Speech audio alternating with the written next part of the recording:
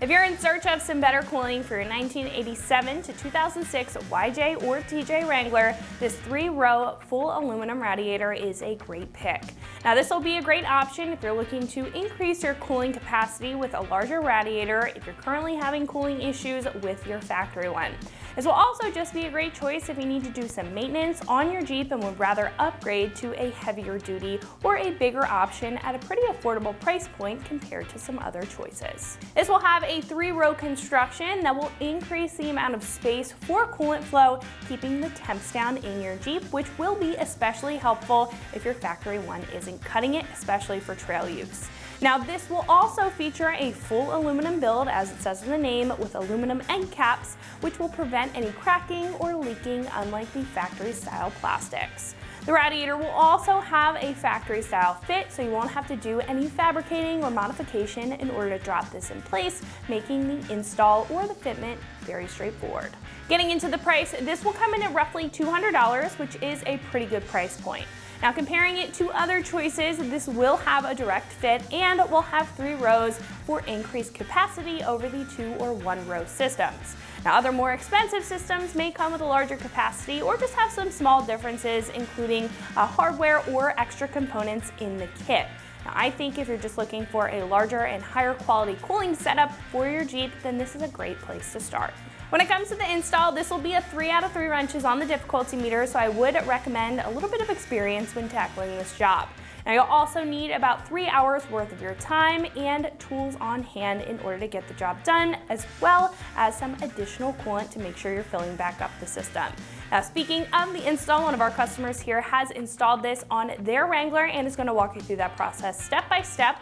So that wraps it up for my review. Let's go ahead and get into the install. Here are the tools that I use. I use a 5/8 to remove the fittings from the transmission line to the radiator, extension to make sure we could reach, a gear wrench, a 11mm and a 10mm, and plies. The plies were used to open the clamps. The 10mm was used for the radiator. 11mm was used for the cover of the radiator. First step is drain your radiator. You're gonna twist this until it opens up. One of the steps you're gonna do is remove the cap by pressing it down, twisting it, and lifting it up. The next thing we're gonna do is we're gonna remove the coolant reservoir by removing here hard. You're gonna press in the middle, there's a button. You're gonna press hard and pull it upwards.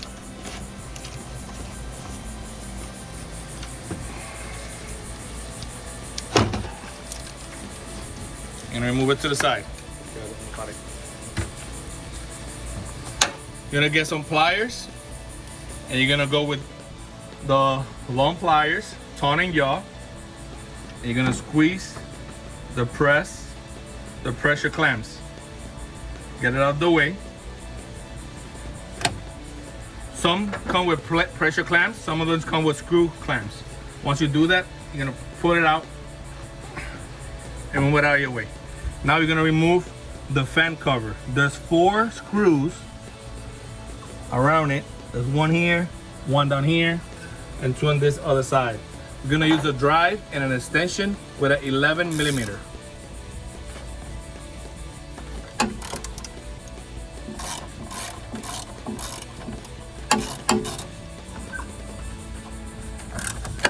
You could also access this screw by the bottom.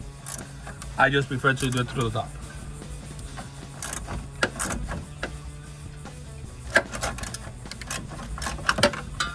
Now you're gonna repeat it on the other side. We will remove the ones from the passenger side using a drive, extension, and an 11mm. Same process of the other one on the top and 1 on the bottom.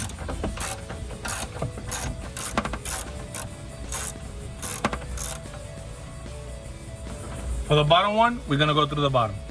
From the bottom one, we're gonna go to the bottom and we're gonna use it right here in the corner. We're gonna use the same drive, extension, and 11mm.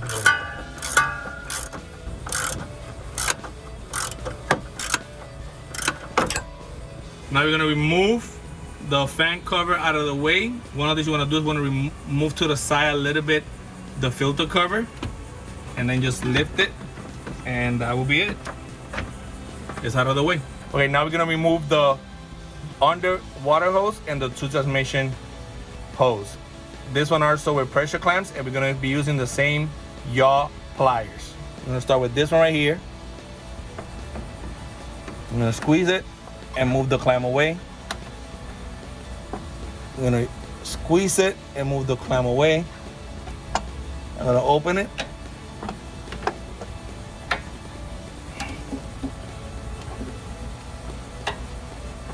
I'm gonna squeeze.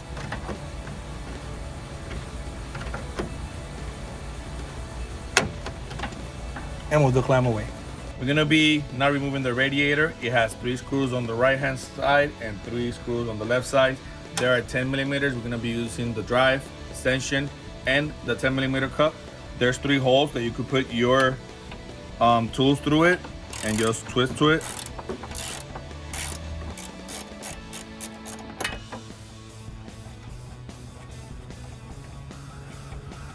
And you're gonna repeat it.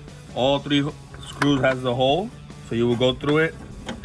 I recommend doing the 2 from the top, 2 from the top, and 2 from the bottom. Using the same tools, drive, extension, and 10 millimeter, we're gonna remove the 2 top screws from the driver's side. Here is open, so you don't need to worry about using the extension. You could, I use it because it's easier for me.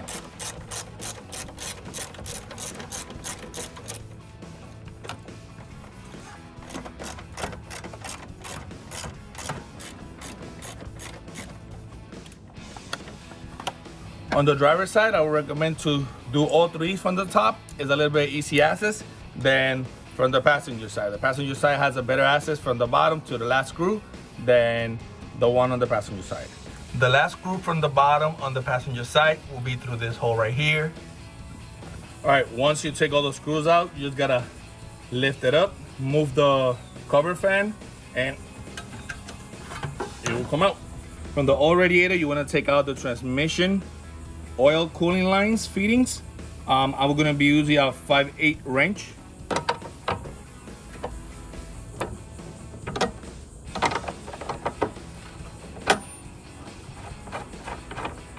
Once you take it out, you're gonna try them on yours. Okay, so this is the fitting for the transmission oil lines for the cooling system. I'm gonna go right here. In my scenario, they didn't fit. This part here crashed with the bottom part, so I went ahead and bought new ones that don't have the bottom part, and we're just gonna go ahead and place them there. And we're gonna use the 5/8, and we're gonna tie them as possible without breaking them. In my scenario, I had to get 2 of those. So I took the whole line out. You go under the vehicle where the transmission lines come out. It's also a pressure clamp. I took it out, and I have the other end here. Since this end doesn't fit that, I went ahead and bought a new line. So we're gonna use a new line. We're gonna reuse the clamps, and we're gonna use the new fitting transmission cooling lines. I'm gonna put it in. Using the pliers, we're gonna squeeze it. If these ones are too big for your hose and fitting, I'll recommend using the ones that are screwed in so you have a better tight pressure. If you are like me that will have to move the transmission lines to change the oil cooling fittings, here are the both transmission lines. They use either pressure clamp or screw clamp. You could just squeeze, move the clamp out of the way. You could use your pliers and then just pull and they will come out. And that's the same way you're gonna replace them, is pushing them back in all the way to the back and clamp them back in. Make sure you clamp it in the back so you have better protection. So I would recommend when you're installing it back, have all the fittings removed and also the plug. Let's remove the plug so you avoid any breakage of the plug since it's plastic, or any bending on the fittings. All right. Right now we're gonna go ahead and install the radiator. You're gonna do it from the top to the bottom. So you're gonna notice there is the AC lines there. So you wanna play with this opening area here, tilting it to the side and then coming back in. So you will be able to make it in fast. So we're gonna go in. As soon as you get to the AC line, you're gonna tilt it in and bring it back in. Make sure you align from your screws. My recommendation is just put one first and one on the other side.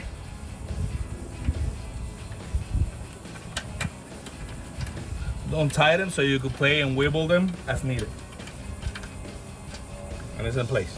Remember that when we take it out, it was 6 screws to the chassis of the Jeep. So we're gonna go ahead and put them back. So we're gonna go one here, one there, one in the bottom, one here, and one in the bottom. So a total of 6, all right? All right, so once you're gonna tighten everything in, make sure you have your tube back in place, and then just tight everything up all the way down, the same both sides. All right, now let's go back and put the cover, the fan cover again. You're gonna line it with the holes. Remember that on this side you have the filter cover, so you wanna line it with the hole. You got the screws. Remember, this is only 4 screws here, so we're gonna go ahead and align it.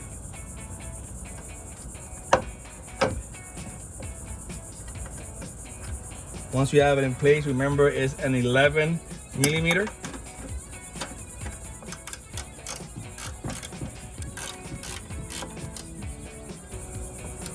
Don't super tie it, so you could do the other side first, okay? Now you're gonna put the hose, the top hose back, push it back in. And then you're gonna go here, push it back in also. Where your plies. Remove the pressure clamp all the way to the location that it should be at.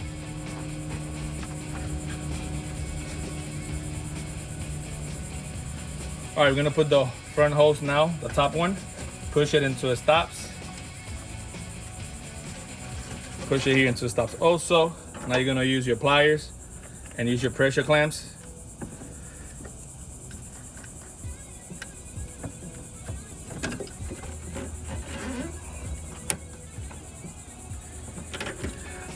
Make sure it's well put. And now we're gonna go to the bottom ones. Now we're gonna put the transmission cooling fluid fittings first. Make sure they're not on the transmission line first. You're gonna use a 5/8 to tie it. Tie it pretty neat without breaking it. Once you have tied it, you're gonna put the hose in place and you're gonna tie your clamp. Of course, without the line attached to it, so you have better maneuver.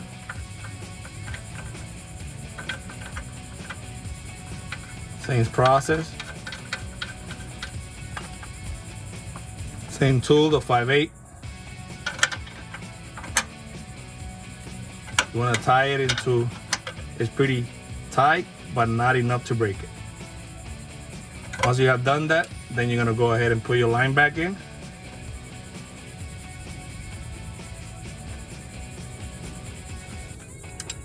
And you wanna go ahead and tie your line. Once you tie it, you wanna make sure it doesn't come out. All right, both plies are in. Now you're gonna put the bottom water hose into place. And we're gonna use the plies for the pressure clamps. And just put it in place. All right, don't forget to put the plug, the drain plug.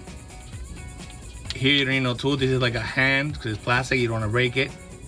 Squeeze it enough with your hand. And that's it. Now fill it up with your coolant. And now it's installed. I put 1.5 gallons of coolant.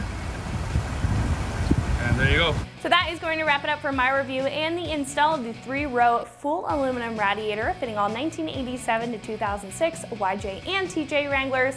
For more videos and products just like this, remember to always keep it right here at extremeterrain.com.